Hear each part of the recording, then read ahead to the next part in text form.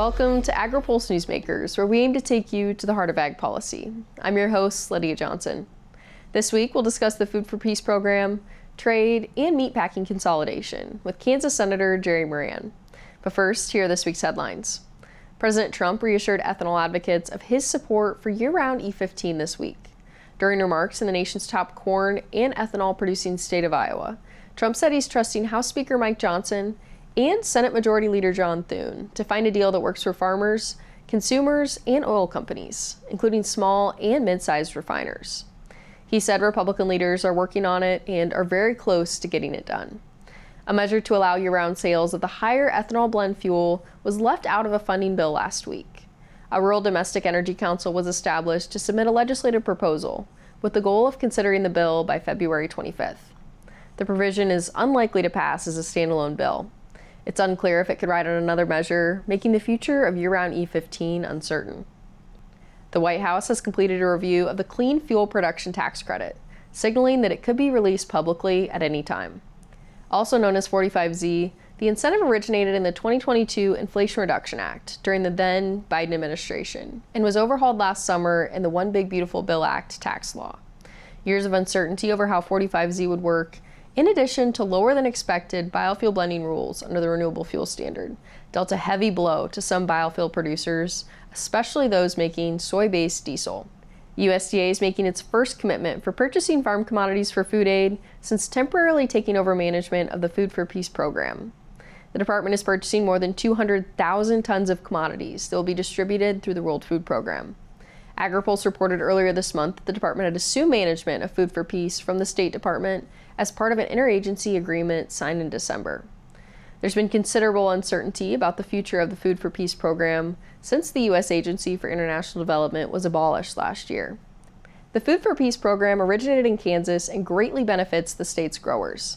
We asked Senator Jerry Moran about why the program's move to USDA is important. Well, you know, we're having this conversation at a really important time. The first opportunity for the Department of Agriculture to help feed hungry people around the globe, help farmers in the United States with those opportunities to export, in a sense, the commodities that are utilized in the Food for Peace program. And I mean, the reason it's important is, I mean, farmers they participate in a very noble profession, and that is feeding the world. And a lot of the world is very hungry in the United States and around the globe. And so there's a sense of satisfaction that really comes to farmers when they have the opportunity to feed people who otherwise would go to bed without a meal. And so there's a moral component to this issue.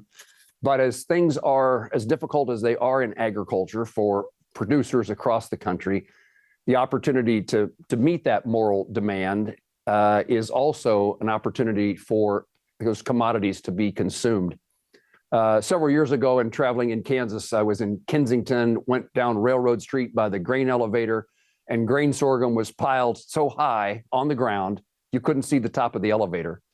And I've shown that photo time and time again to folks originally at USAID, to the president, to the Secretary of Agriculture in past years, and we've used that with the trade representative as well, demonstrating that the commodities are there, and at a time in which people are hungry, we ought to be using something that's sitting on the ground in Kansas and across the country to feed a hungry world. And agriculture producers, the economics, as we know, are, in my view, as bad as I can remember them being, with high input costs and low commodity prices. It also is helpful to have that grain consumed and taken off the ground and put into people's stomachs. Yeah, and you mentioned, the excess commodities, especially now, the economic state of farm country. But, this Food for Peace program really has strong roots that tie back to Kansas, a long history of the program. Can you tell us a bit more about that history? I'm so glad you know that. I mean, this program started in Cheyenne County, Kansas. It's our county that is the closest to Colorado and Nebraska in the far northwest corner of our state. And a Farm Bureau county meeting, some farmer brought the idea, like, we've got these commodities, why don't we use them to feed the world? One of those handwritten things on a napkin that ultimately became law as a result of members of Congress, of President Eisenhower. A Kansan was the president at the time. And over the years, it's been hugely supported by my predecessors, particularly Senator Dole, And so it has Kansas roots, and we're proud of Kansans thinking of ways to make the world a better place and to take care of agriculture in our own state and around the globe. Yeah, let's talk a little bit more about the program moving over. The U.S. Agency for International Development oversaw the distribution of food aid for years before the Trump administration abolished the agency, and USAID had a large staff spread across the world that was really responsible for making sure that the food got where it was supposed to go. Do you think that USDA has enough people on the job throughout the world here in D.C., to make sure that the food reaches the people that need it? I'm an ag appropriator, appropriate money for the Department of Agriculture. Senator Hoeven is the chairman of that subcommittee, and he is a sponsor of the legislation. So we have great support for this idea of, if we're going to do away with USAID, if the administration is not going to utilize USAID, then let's find a place that has a commitment to making sure that happens, and maybe with less bureaucracy and the other challenges that sometimes comes with USAID. And so in this case, Secretary Rollins and the department are fully accepting, fully supporting the idea that this program be brought to them. In fact, I'm really pleased with the fact that this agreement was made between the State Department and USDA, and within a matter of just a few days, they're really ready to go. Everything that I've been told is that the personnel are there, and I guess one of the things that I'd highlight is the food aid is actually administered by not-for-profit organizations, non-governmental entities, the World Food Program, and others. And so a lot of the implementation and execution of Food for Peace will be done by people in the outside sector, outside government. We just need to make sure we have the right people with the right number of people to make it work within the Department of Agriculture, and we're committed to doing that. Yeah, and you mentioned that this, also would need to move through the Senate Ag Appropriations Subcommittee. You mentioned Senator Hoeven, but are you confident that there's enough support for the program that it could move through there? And you also mentioned the Farm Bill that, Chairman Thompson on the House Ag Committee could make some headway there. It'd be a really great development, because what's missing, certainly the oversight that we'll continue to do, make sure the personnel are adequate. But what's missing legislatively is the legislation that that I introduced with Congressman Mann, one of my successors in the House of Representatives in the 1st District of Kansas. And what's missing is that legislation becoming law, to make it permanent, to put it in statute, that what has happened with this transfer between two departments becomes permanent and legal, the law.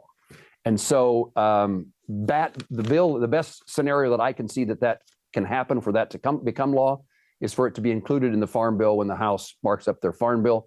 The chairman, as we said, is supportive of that. And I've discovered in my interest in this topic that there is broad support. Sometimes there's a criticism of foreign aid by constituents, by people within our country. But when it comes to Food for Peace, food aid, there's just a lot of support. It makes a lot of sense to people. We'll be back with more Newsmakers right after this. As a cooperative, our customers are our owners. They share our profits and help guide our business.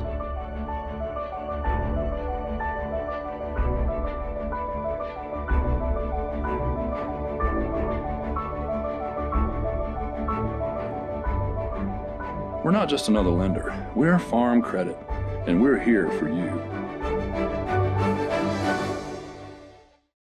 I think some of sustainability to farmers just comes second nature. If you asked a farmer, are you sustainable? They'd probably look at you maybe a little funny and say, I don't think I'm doing anything that special, but it really is just what they do. We're all farmers, and our goal is taking the best care of our land, our cattle, our natural resources.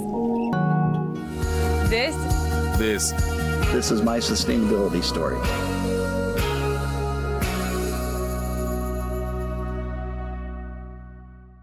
A provision to allow year-round sales of E15 was left out of the recent government spending package.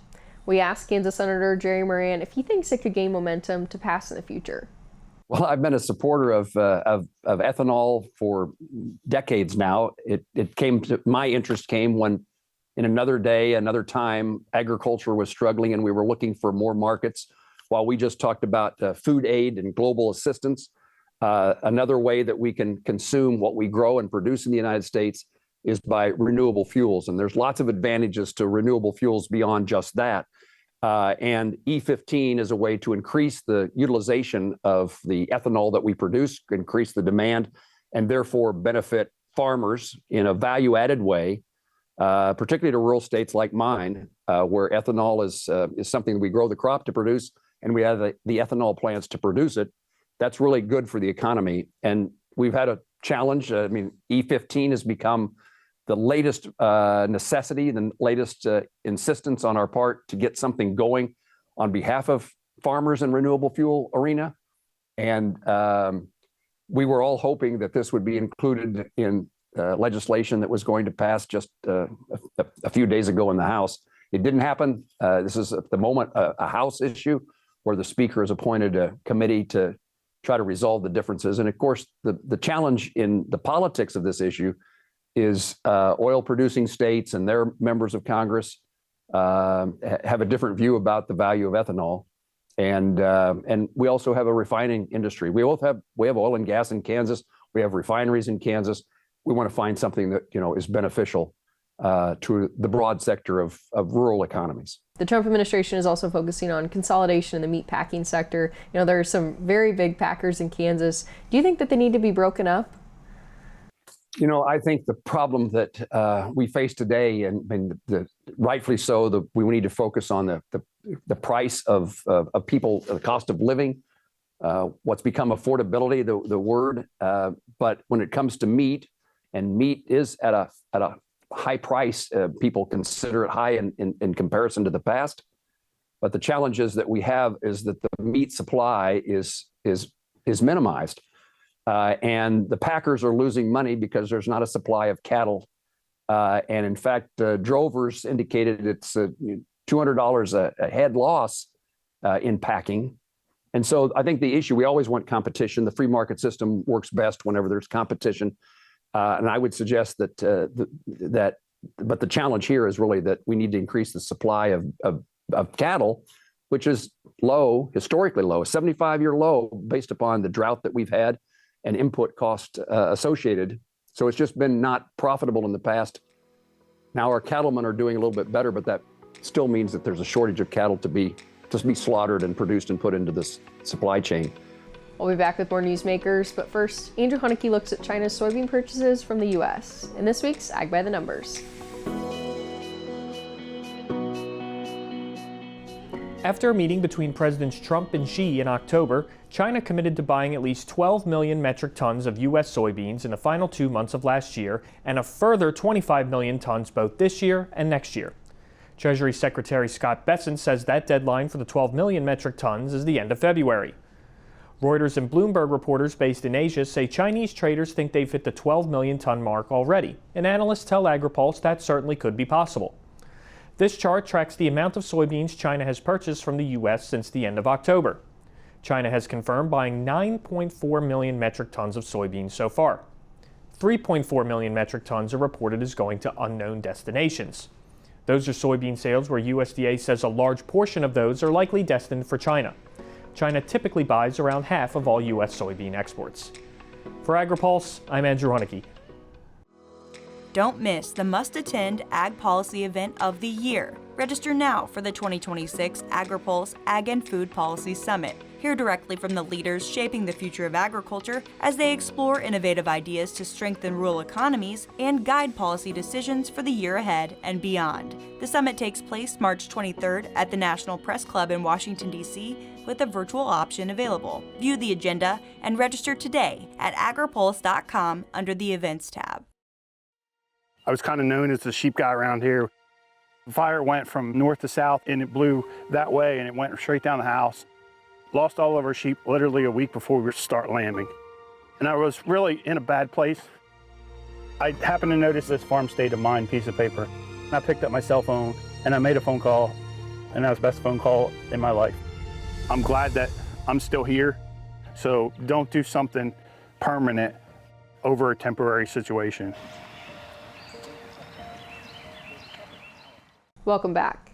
The Food for Peace program, which drives demand for U.S. commodities to be used as international food aid, has been moved to USDA. We're joined by Kim Cooper with the North American Millers Association and Dalton Henry with the U.S. Wheat Associates in our panel this week. To begin, Kim, what's the impact of the decision to keep the Food for Peace program and relocate it to USDA? The impact can't be overstated. I mean, the program was essentially not operating for the last year or so. And so this revival of it is very needed and very welcome, not only to farmers, millers, mariners here in the US, but to the millions of people abroad that depend on this program. And so having it move to USDA and having USDA move with such force and so quickly to start getting commodities out the door to feed those starving people is just, couldn't have asked for anything better. And it's exactly what we expected of them. It's why we've been pushing for USDA to have control of this program. And so we are very pleased with how things are rolling out from USDA right now.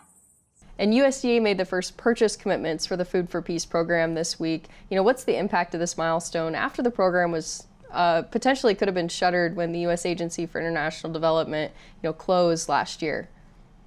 I think probably more than anything else, this initial batch of funding that's been announced in this initial set of 7 countries that USDA is focused on is a real shot of confidence, both for commodity groups like U.S. Wheat Associates to see that USDA is committed to the program, that the U.S. government is committed to the program after we had a little bit of a pause, and also to kind of that NGO and feeding community to see that the U.S.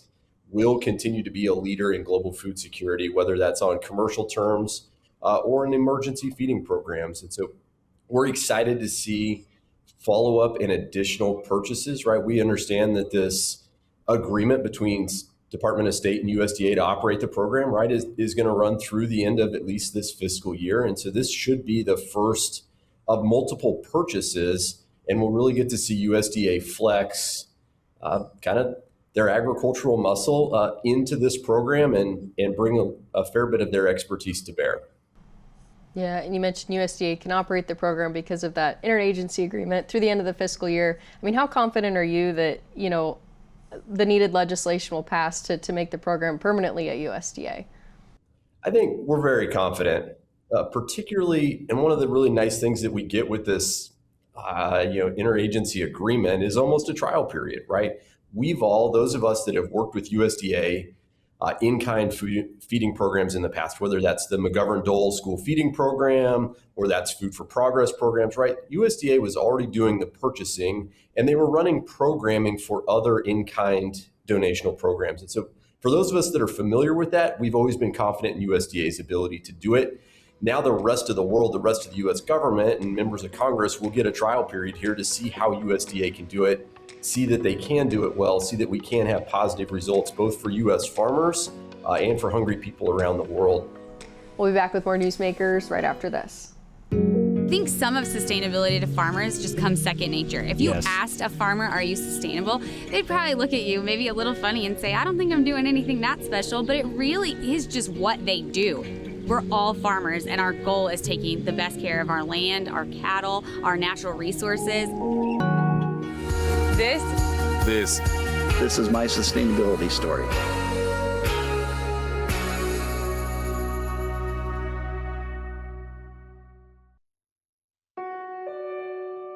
America never stops. Thanks to the financial support of Farm Credit, neither do the farmers and ranchers who call her home. Since the beginning, we've been helping rural America show the world what hard work can achieve. But the job is far from over.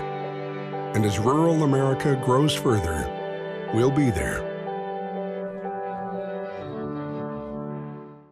Welcome back. Moving the Food for Peace program to USDA also provides an opportunity for improvement with new leadership. We asked Kim Cooper with the North American Millers Association what the conversations with USDA have been like and how she sees the program improving.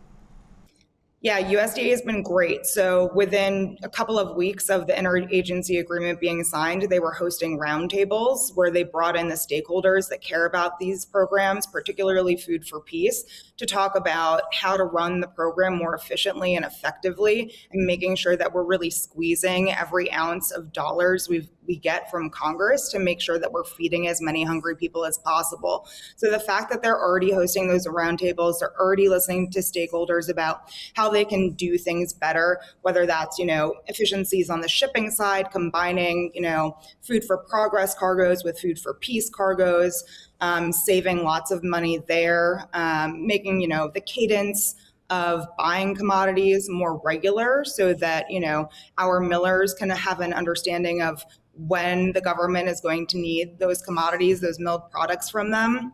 I think they're open to all of those ideas, and the fact that they solicited them from us is a great starting point. So we're very hopeful that the program is going to be run in a much more efficient and effective way, that we get to feed more people with the same amount of money.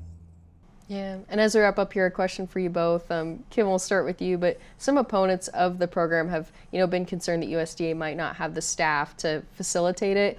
Are you confident that USDA has the staff, particularly overseas, to make sure that the food aid goes to those who need it most? Yeah, I think there's a common misconception that there are folks on the ground that are operating this program outside of the NGOs, the way that it has historically worked. And I confirmed this when I was on the ground in Kenya in September with World Food Program, World Vision, Catholic Relief Services, that it's really those organizations, those types of organizations, NGOs that are getting it, or the shipping companies, from the port to the feeding camp to the hungry people. So, listen, USDA has got their foreign ag service on the ground, so they're there when they're needed, but they obviously have the capacity to run this program. They run, as Dalton said, all of our other in-kind food aid programs, so they are well positioned to be doing this. They do plan to staff up to run this program as best that they can, but the fact that they're already announcing this major purchase of commodities before they even staff up to that level gives me an extreme amount of confidence that they know exactly what they're doing, and they know that they do not want to fail at this. They want to make sure that this program survives another 70 years. I think for me, it highlights the commitment that political leaders at USDA have made to the programs, right? And to the point that Kim has made, that even though they haven't had the opportunity to staff up yet, and even though they've had the program, that interagency agreement signed for, 30 days now, they've been running the program and have already turned out nearly $500 million in funding and purchase of really a significant amount of commodities, highlights to me that they've made it a priority. And that's credit to Secretary Rollins and Undersecretary Lindbergh. And when it's made a priority, it's clear that staff resources and time has followed that. And so it's not a concern that we have about whether or not they can run it. Can we always expand? And when they do have the opportunity to staff up, does it allow that program to maybe get a little bit more creative in how it connects U.S. producers and products that they grow to overseas markets and hungry folks? Certainly. But they've shown so far with remarkable speed that they're able to do this, and that it is a priority for them to make that happen on behalf of U.S. farmers. We'll be back with more Newsmakers, but first, Andrew Huneke looks at the change in certified H-2A positions across the U.S. in this week's Map It Out. The H-2A visa program is a critical source of employees for American agriculture, and the number of certified H-2A positions continues to grow in most states. This map shows both the gains and losses of certified H-2A positions across the country, from fiscal 2025, which ended last September, compared to fiscal 2024. According to the American Farm Bureau Federation, there were gains of more than 10% in states like Florida, North and South Dakota, Texas, and New Mexico. On the other hand, there were losses in Iowa, along the West Coast, and the southeastern part of the country except for Florida. The total number of certified positions increased by more than 13,000 workers to nearly 400,000, which is about a 3.5% increase from the year before. For Agri-Pulse, I'm Andrew Huneke. Don't miss the must-attend Ag Policy event of the year. Register now for the 2026 Agri-Pulse Ag and Food Policy Summit. Hear directly from the leaders shaping the future of agriculture as they explore innovative ideas to strengthen rural economies and guide policy decisions for the year ahead and beyond. The summit takes place March 23rd at the National Press Club in Washington, D.C., with a virtual option available. View the agenda and register today at agripulse.com under the Events tab. I was kind of known as the sheep guy around here. The fire went from north to south and it blew that way and it went straight down the house. Lost all of our sheep literally a week before we start lambing. And I was really in a bad place. I happened to notice this farm state of mind piece of paper. And I picked up my cell phone and I made a phone call, and that was the best phone call in my life. I'm glad that I'm still here, so don't do something permanent over a temporary situation. Thanks for joining us for another episode of Agri-Pulse Newsmakers. Next week, we'll bring you a special edition of the show from CattleCon, the cattle industry's annual convention in Nashville. Both the House and Senate will be in session. For Agri-Pulse, I'm Lydia Johnson. Thanks for watching. Newsmakers is a production of Agri-Pulse Communications. You can also find our new content on YouTube and wherever you get your podcasts. And don't forget to follow Agri-Pulse and our correspondents on social media to get breaking news and more. For agriculture, trade, food, environment, and regulatory news, your source is agripulse.com.